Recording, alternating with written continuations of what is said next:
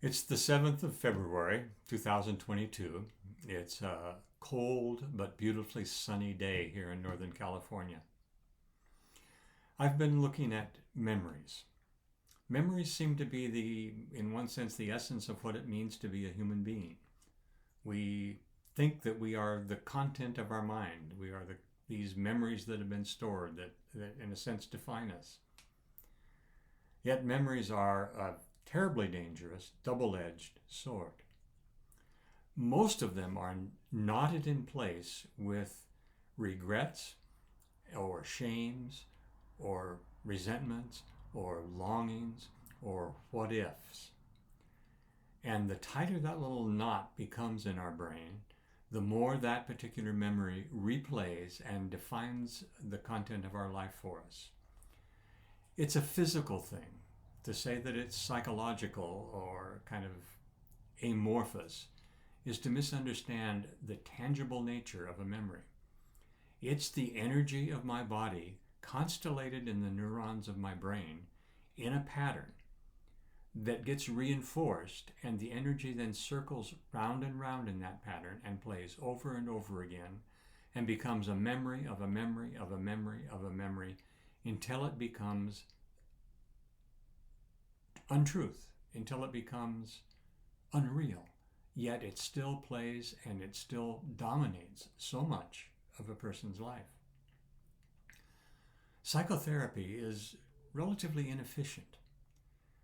To work with resentments or regrets or longings or traumas, psychotherapy can spend countless hours trying to reframe and work through and adjust to and come to terms with these memories, but never realizes that they can actually be released, erased in a sense, and the mind can return to its open, flowing, natural creative state.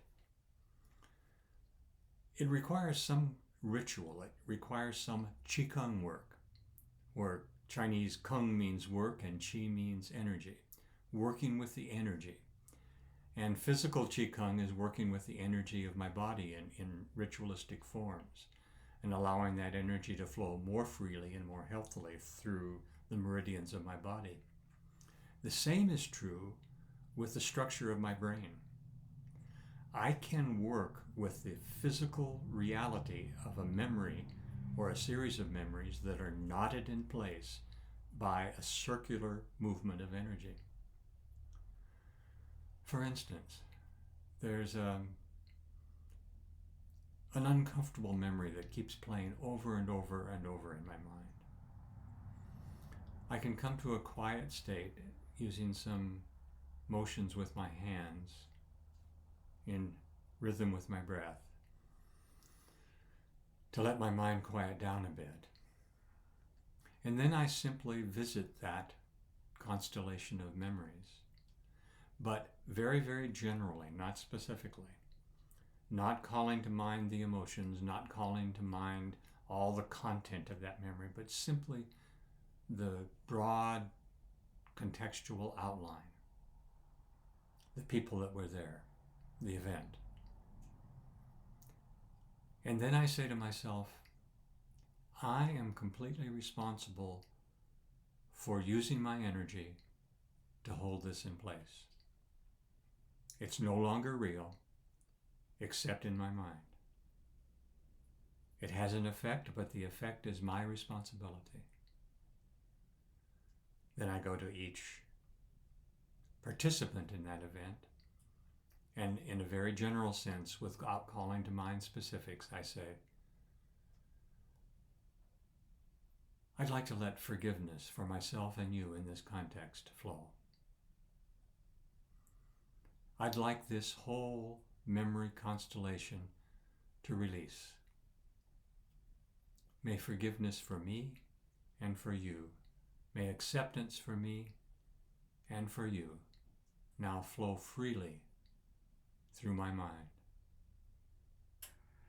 I'm willing to release this energy. I'm willing to let it flow into new creative forms.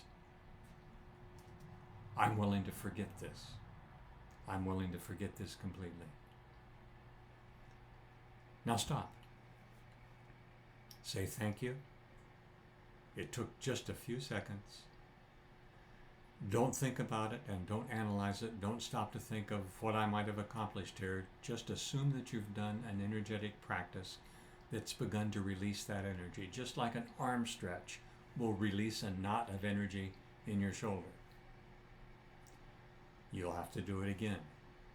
Do it simply, do it smoothly, and do it without undue anxiety or resistance or stress.